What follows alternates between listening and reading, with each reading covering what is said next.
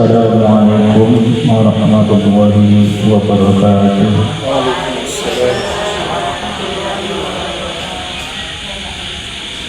Alhamdulillahi rabbil alamin, wassalatu wassalamu ala asyrafil anbiya'i wal mursalin wa ala alihi wa sahbihi ajma'in. Amma ba'du. Rabbi shrah li sadri wa yassir li amri wa hlul 'uqdatam min lisani yafqahu qawli.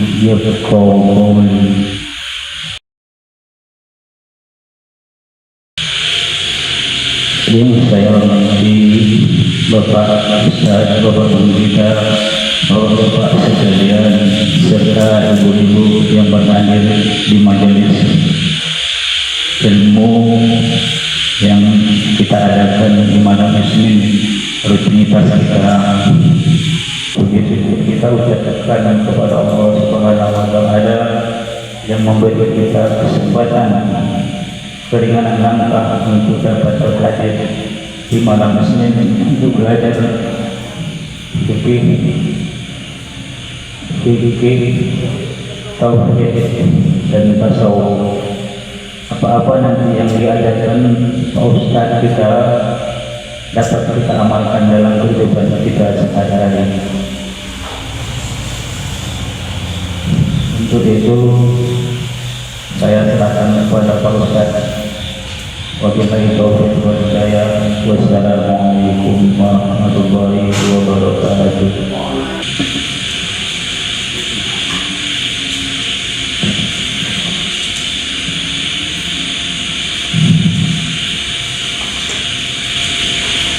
Assalamualaikum warahmatullahi wabarakatuh.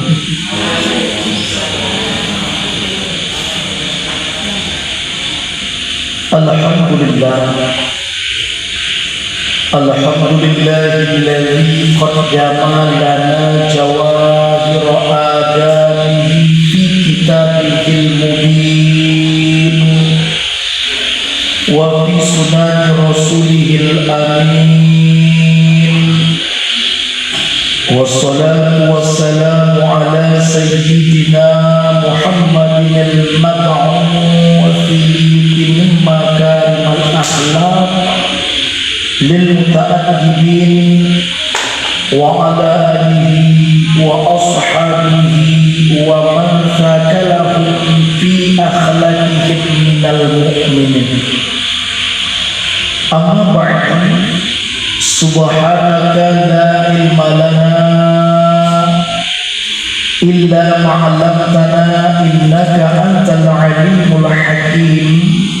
Subhanallah walhamdulillah wa la ilaha illallah wallahu akbar wa la hawla wa la quwwata illa billahil aliyyil azim.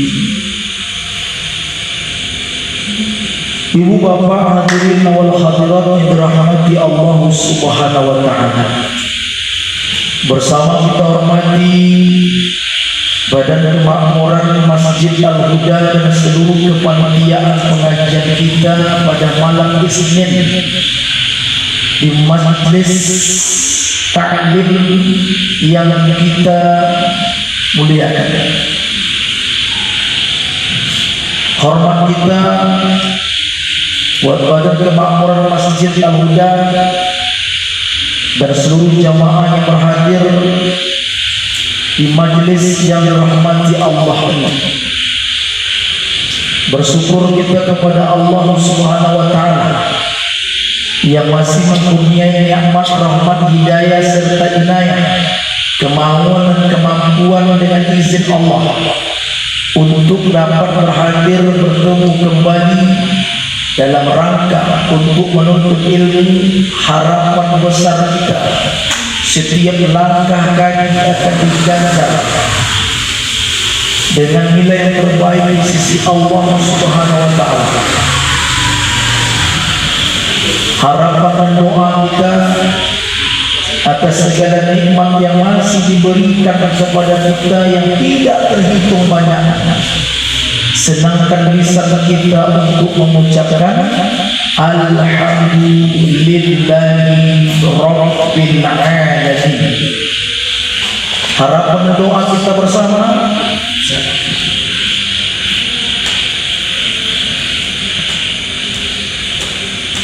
Semoga Allah Subhanahu wa taala jadikan kita hamba-hamba Allah yang pandai bersyukur manakala diberikan nikmat, pandai pula bersabar manakala diberikan cobaan dalam kehidupan. Sepanjang kita masih dalam kondisi beriman dan Islam yang menjadi bekal utama sebelum meninggalkan alam yang bernama dunia ini. Selawat serta salam mari bersama pula kita hadiahkan kepada Rasul junjungan alam Nabi Muhammad sallallahu alaihi wasallam. Allahumma salli ala Sayyidina Muhammad wa ala ali Sayyidina Muhammad. Harapan dan doa kita bersama, senangnya kita untuk mengumandangkan selawat, harap kerinduan kepada Rasulullah sallallahu alaihi wasallam bertemu di padang mahsyar dalam kondisi mendapatkan syafaat. Dan bila diizinkan Allah Subhanahu wa taala dapatlah kiranya kita berziarah ke makam Rasulullah sallallahu alaihi wasallam.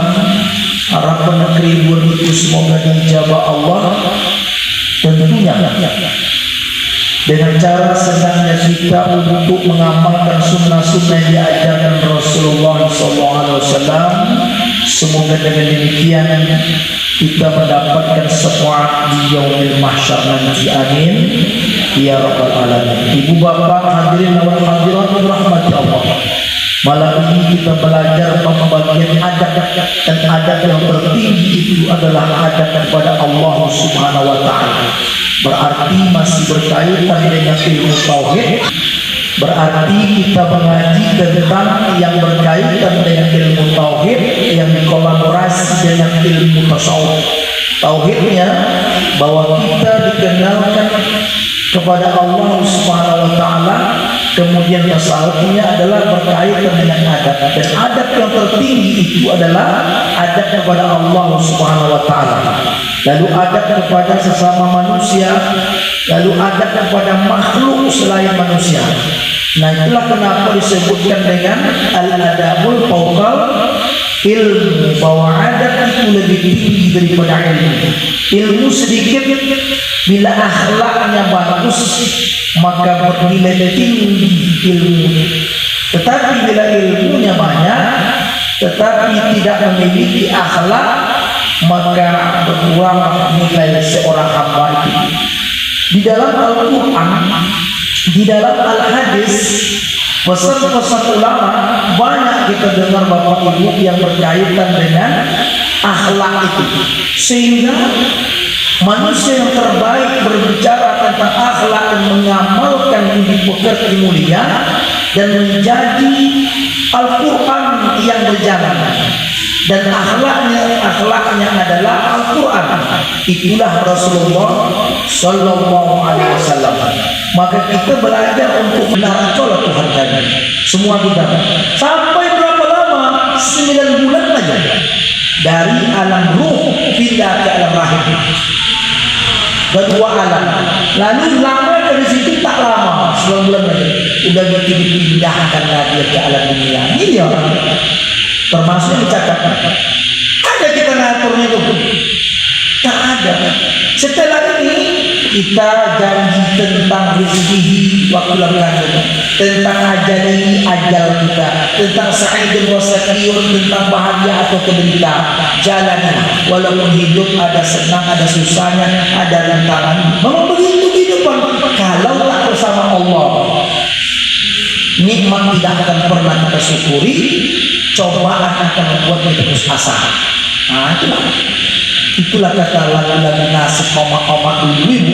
Lagu nasib itu bagus nasihatnya. Ibu-ibu ada yang hafal boleh ikut. Apa katanya? Kalaulah pandai meniti bui, selamatlah badan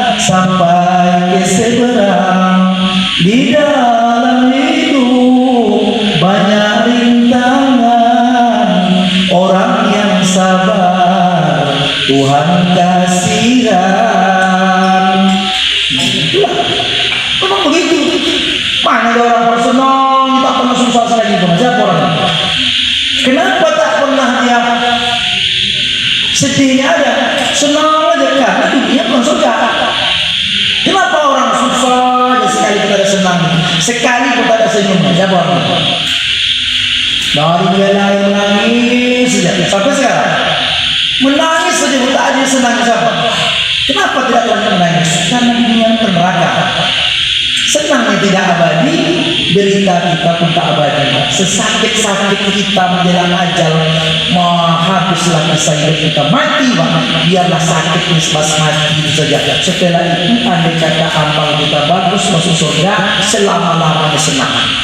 Sebaliknya jika andai kata senang betul kita, tak ada susahnya, pada akhirnya akan mati juga. Itulah kenapa perlu bertuhan. Jadi kita sekarang akan diajarkan lagi Bapak Ibu tentang persoalan percaya tak percaya dengan Tuhan. Karena kita sudah mengaji ya Pak, menguatkan kembali nilai ketauhidan kita itu. Karena kita sudah belajar tentang ilmu ketuhanan itu, bahwa segala apa yang berlaku ini innaka ala kulli syai'in qadir, sesungguhnya Allah berkuasa atas segala sesuatu. Untuk mengenalkan itu kepada kita, diberi Allah lah bukti yang sangat komplit bahwa Allah Maha Esa pada zat, Esa sifat, Esa af'al. Kalau Esa pada zat berarti Allah itu Maha Tunggal, tak ada yang serupa dengan dia. Itu makanya sifat 20 yang kita pelajari itu tidak satu pun makhluk yang memiliki sifat itu. Coba cari siapa nama makhluk wujud, tidak bakong. Yang tiga itu tidak ada. Wujud ada, tidak ada satu pun makhluk yang tidak ada. Selesai. Yang kedua, bakong, akidah, sedia. Ada makhluk bak sedia, adanya tak berawalan, akhirnya tak sudah. Firaun pernah mengatakan, "Ana rabbakumul a'la." Akulah Tuhan yang tinggi. Kata Firaun, mengaku Tuhan. Tapi kenyataannya Firaun seorang. Dalam ayat ini atau bakal kekal, tak ada makhluk kekal, termasuklah kita. Makanya tadi 100 tahun akan datang, mungkin tak ada, tapi mungkin juga ada. Berganti generasi, mana bukti, mana orang-orang yang di atas kita dulu, orang yang kita di mana sekarang? Habis tidak bisa balik nanti anak-anak kita pula ternyata ada kehidupan setelah kematian. Maka setelah kehidupan dunia pindah alam transit ke alam kubur. Berapa lama? Menunggu hari kiamat tiba. Kalau kita pikir-pikir bumi semua adalah amal Allah, beginilah Allah mengatur dalam kehidupan. Andai kata tak Tuhan, apa yang dicari dunia? Pagi, petang, malam, siang, begitu juga lagi ulang lagi pagi. Begitu aja tak terasa batas usia semakin tinggi, kemudian kesempatan hidup semakin berkurang. Ada tahun baru 1000, apakah setelah penghijriah akankah tidak ada lagi tahun depan? Wallahu a'lam. Tapi itu pun hukumnya tetap harus. Oh jadi ada, jadi tidak. Nah untuk membuktikan itu kita tahulah kita bahwa Allah adalah nama Tuhan sebenarnya. Huruf yang Bapak Ibu tengok itu alif lam lam ha itu nama, bukan Tuhan. Baik tulisan Bapak, ini Allah itu nama. Tetapi dikenalkan kepada dia yang punya nama itu siapa? Itu dia Allah. Tapi bukan itu Allah, itu namanya. Dikenalkan kepada kita untuk mengenalkan diri dia, diciptakannya lah makhluk ini, bukan Allah atau makhluk, supaya dia dikenal. Maka dulu Bapak Ibu pas ngaji, saya masih usia seperti anak orang. Ada tanya sama guru, Allah itu wujud, kata pengaji. Artinya ada. Mustahil Allah itu tiada. Dalilnya baharu sekali alam. Lalu timbul pertanyaan, apa bukti Allah itu ada, Pak? Kata dia, adanya langit dan bumi, bukti adanya Allah. Lalu dibalik pertanyaan, andai kata langit dan bumi tidak ada, apakah Allah itu ada? Lama yang jawab. Iya, udah. Kalau dijawab tidak ada, mustahil. Masalah Allah kadang ada, kadang tidak. Kalau dijawab ada, dari mana dia tahu? Dari mana dia tahu? Adanya langit dan bumi, bukti adanya Allah. Jadi kalau tak ada langit dan bumi, apakah Allah ada? Keyakinan kita jamin Allah itu ada. Dari mana tahu? Allah hidam. Ya bu, sedia mau ada langit ini mau tidak, orang dia kidam. Kita katakan Pak, dia kidam, sedia saja. Mau ada langit mau tidak, orang dia ada. Tak ada awal yang adanya, tak ada akhir kesudahannya. Itulah jawabannya. Andai kata tak ada langit yang kita ada, kalau gitu kenapa diciptakan? Untuk mengenalkan dirinya supaya ada yang mengatakan ada. Andai kan langit dan bumi ini tidak ada, Allah tetap ada. Tapi tidak ada yang mengatakan dia ada, kecuali dia sendiri yang mengatakan dia ada. Allah itu ada bilang bukti agama itu cukup banyak, termasuk diri kita. Apa mau dibuktikan lagi? Allah itu katanya melihat dia. Dari mana? Kamu tahu betul dia? Oh, itu kamu lagi kulit, ada orang bilang. Sedangkan yang diciptakannya bisa melihat, apalagi yang menciptakan.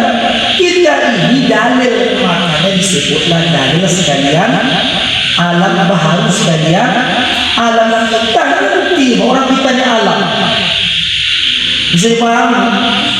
Kalau tidak ada alam, tak ada mengatakan dia ada, tapi dia tetap ada. Begitu maksudnya. Jadi itulah kata wujud yang pertama itu ada. Nah Bapak Ibu, tengoklah alam itu baik. Ditengok alam termasuk diri kita, baik alam zahir, alam batin, baik yang tersurat maupun yang tersirat. Itu cukup menjadi bukti akan keesaan Allah SWT. Oleh karena orang mencari-cari tidak paham tentang ilmu ketuhanan, maka di zaman-zaman itu pula orang menyembah berhala, dibuat bertuhan, karena dianggap Tuhanlah yang bersemayam di dalam diri berhala itu. Makanya sebelum Rasulullah SAW lahir, mereka itu bertuhan, orang kafir. Siapa Tuhannya? Allah. Tapi dia salah meletakkan kalimat Tuhan itu. Itu Tuhan kan dalam patung itulah. Dianggapnya Tuhan itu menjelma seperti itu. Dirujukkanlah rupa patung, rupa berhala, ada yang menyembah mati seperti majusi. Dia mengaplikasikan rasa ketuhanan itu karena tak tahu arah sehingga tersesatlah dia. Nah, begitulah maksudnya Bapak Ibu. Padahal dalam ilmu kajian tauhid di Asyura ayat 11 selalu disampaikan laisa kamitslihi syai'un wa huwas samiul basir. Tidak ada sesuatu pun yang sama dengannya dan dia maha mendengar dan maha melihat. Tak ada yang sama, Pak. Sifatnya tak ada yang sama. Dari wujud sampai selesai kita kaji, tidak ada. Coba tunjukkan saya ini. Kenapa tak ada? Karena memang tak ada dan tak mungkin itu terjadi. Kalau begitu, kenapa ada orang yang mempertuhankan selain Tuhan? Makanya Allah sambungkan pada kesyirikan. Dosa yang lain tak bisa diampuni. Syirik berat. Makanya Rasulullah SAW katakan benar bahwa umat Islam masuk surga. Datang yang bertanya, ya Rasulullah, wa in zana wa in saraq, kalau dia berzina atau dia mencuri, wa in zana wa in saraq, walau dia berzina atau mencuri, tapi singgah dibakar dan dibakar sesuai dengan dosanya itu selama tidak mati dalam kesyirikan atau kekafiran. Kalau itu pula tak ampun lagi. Maka dalam zikir selalu kita bacakan itu la ilaha illallah wahdahu la syarika lah lahul mulku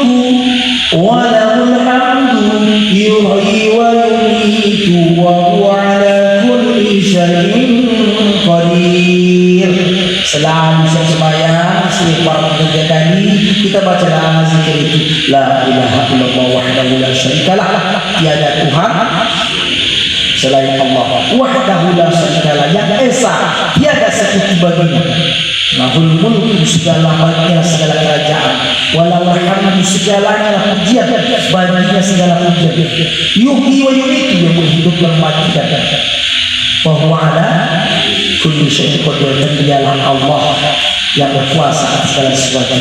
Nah, itulah makanya keyakinan jangan pernah berubah. Itulah laisa kamitslihi syai'un sempat saja. Bapak Ibu rahimakumullah, adakah dalil yang seperti itu lebih mudah lagi dicerna? Ada. Apa itu? Qul huwallahu. Mana ada qul huwallahu ahad? Katakan Allah itu esa. Tak disebut wahid, Pak. Kalau wahid itu satu, berarti ada dua, ada tiga. Ini ahad, esa, tunggal. Tunggalnya tak dapat dibagi-bagi. Kalau adalah malam ini botol satu tunggal, yang lain 14, tunggal ini bisa dibelah. Kenapa tunggal Allah tak bisa dipecah? Karena dia tidak berjisim zatnya, tidak berserat, tidak berbatang pohon. Itulah tunggal esa, dan tak ada yang serupa dengan dia. Qul huwallahu ahad, katakan Allah esa, Allahus samad, Allah lah tempat bergantung, masuk ke tempat kita minta tolong, bersandar kepada tiang-tiang akan patah, bersandar kepada harta-harta yang binasa, bersandar kepada pangkat-pangkat yang akan berpensiun, kalaupun tidak akan almarhum, tapi bersandar kepada Allah SWT tempat kita tolong. Lam yalid walam yulad, dia tidak beranak dan tidak diperanakkan. Nah, ditutup ayat itu, walam yakul lahu kufuwan ahad, dan tak ada yang serupa dengan dia, tak ada sebanding dengan dia. Kalau ada orang mengatakan berhala atau sanding Tuhan, tak layak. Tapi kita umat Islam tidak membandingkan Allah dengan berhala, tetapi mempertuhankan diri. Itulah namanya Bapak Ibu keegoan, bertuhan kepada pangkat, bertuhan kepada harta. Itulah berhala. Kalau tidak karena haji, kalau tidak haji, keegoan itulah Tuhan. Maka dalam zikir Bapak Ibu nanti katakan zikirnya zikir syariat. Apa bunyinya Bu? Zikir syariat istananya di lidah. Apa bunyinya Pak? Jangan lupa zikir syariat lagi tuh. Alatnya di lidah. Bunyi zikirnya la ilaha illallah, la ilaha illallah, la ilaha illallah. Tiada Tuhan yang berhak disembah selain Allah. Memang tak ada, Pak. Kalau tak ada, kenapa dibaca la ilaha? Apa komentar dia? La ilaha illallah. Kalau arti terjemahan bebas, tiada Tuhan selain Allah. Isi arti itu tiada Tuhan yang berhak disembah kecuali Allah. Memang tak ada. Kalau begitu kan bertolak, dinafikan, tiada Tuhan selain Allah, tiada Tuhan selain Allah. Memang tak ada. Apa yang ditolak itu? Kita menolak pengakuan diri kita ini ada Tuhan selain Allah, walaupun bukan disembah berhala. Boleh jadi mempertuhankan diri sendiri, mempertuhankan harta. Apa maksud mempertuhankan jabatan? Apa maksud itu? Ada yang kita sangka kuat, hebat, kuasa selain Allah. Itulah yang ditolak. La ilaha illallah, la ilaha illallah. Aku ini kuat, tak ada yang kuat kepada Allah. La ilaha illallah. Aku ini kaya karena usaha, tak ada yang kaya kepada Allah. La ilaha illallah. Kuat ilmu hebat, bisa mencelerakan diri, tak ada yang mencelerakan kecuali Allah. Baru mantap zikir itu. Kalau kita omak-omak sambil wirid, sambil berkipas-kipas, hati kita hadir, bagaimana dapat sambil kipas-kipas la ilaha illallah, la ilaha illallah. Padahal gorden orang bercantik, gorden punya berapa? La ilaha illallah, la ilaha illallah. Panas rumah dia dengan kipas atas berdua kita cukup. La ilaha illallah. Tinggal terpiring Pak sama saya di belakang. Nah itu lontong. La ilaha illallah. Maka tak ada isi zikirnya. Makin lama orang itu makin bingung orang. Ada yang bisik, la ilaha illallah. Memang bapak itu pula kalau zikir pak kadang-kadang lebih 100. Kalau acara-acara begini, bukan tak boleh, mantap, tapi tak semua orang selevel dengan kita. Ya pak, buatlah. Nanti kita 70 bisa. Ayo kalau kita misalnya dia nak buat sekitar kita 41 kali, bukan tak bisa 100, 1000 orang. Cuma orang saat kita berzikir digendangnya perutnya rebana. Kendurinya lah pas Jumat. Kalau pas Jumat itu kalau ditanya orang, Pak makan dulu apakah kenduri? Kalau saya tanya jemaah seperti makan saya bilang. Bukan karena saya lapar, karena tak semua orang yang selevel dengan kita. Ada belum makan, ada mengundang. Makanya ada pesan buat saya kadang-kadang saya protokol membuat apa kata bapak kata nanti kalau saya pergi orang itu zikir dan pergi bapak itu bilang kenapa pak? Mana dia? Pokoknya saya ditantang semakin saya tantang saya suruh bapak itu saya pikir cerita dia ngomong lama saya orang bilang la maknanya apa itu la ilaha illallah la ilaha illallah dengan itu lama kan rupanya setelah itu tak saya suruh di mana-mana ada bapak itu apakah saya salah bukan nanti dia belum bisa lama kan harus lebih kan tidak salah itu cuma kan tak salah kita tak semua terima dan saya mengajukan apa sikit itu jumlahnya tak terhitung malah kan ya ayyuhalladzina amanu dzikran katsiran wa tawasila wahai orang-orang yang beriman berzikirlah kamu kepada Allah sebanyak-banyaknya pagi dan petang. Nanti sangat posisi juga dalam kepentingan kita ini sesuai dengan sebelah. Nah, karena kalau pribadi buatlah.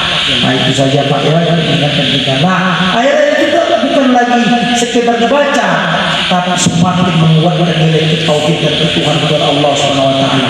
Apakah dari alam bisa kita lihat? Bersumpah Allah di Quran bahwa nyata. Sebab yang kita pelajari asal husna Allah zahir, Allah batin.